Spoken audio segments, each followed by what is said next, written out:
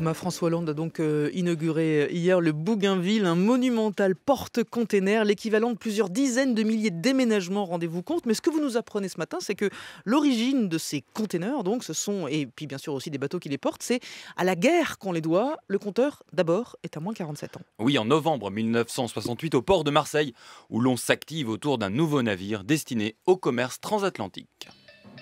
Cet après-midi, au quai de Mourpiane, un navire porte-container, le Meta Race, a inauguré une nouvelle ligne Marseille-New York en mettant le cap sur le grand port nord-américain. Nous sommes allés assister à son chargement effectué pour le compte de la compagnie Fabre.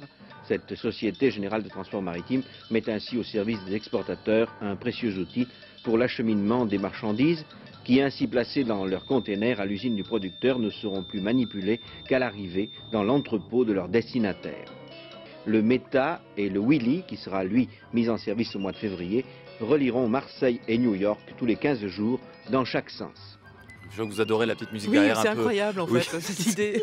Oui, alors à l'époque, en 1968, le conteneur et donc le porte-conteneur sont une innovation relativement récente. Les premières lignes ont été lancées au début de la décennie et les premières lignes transatlantiques un an plus tôt seulement en 1967. L'idée en revient à un ancien et impatient chauffeur, Malcolm McLean. Si vous regardez cette chronique sur franceinfo.fr, vous avez la photo de l'inventeur.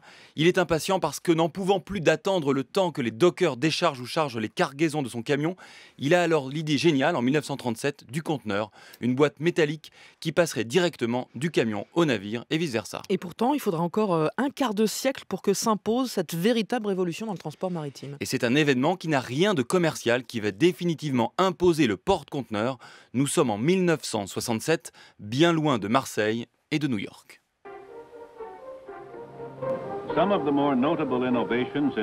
Certaines des principales innovations pour résoudre le problème de la logistique au Vietnam concernent la conteneurisation. Ici, nous voyons un navire de la compagnie Sealand qui contient 500 conteneurs.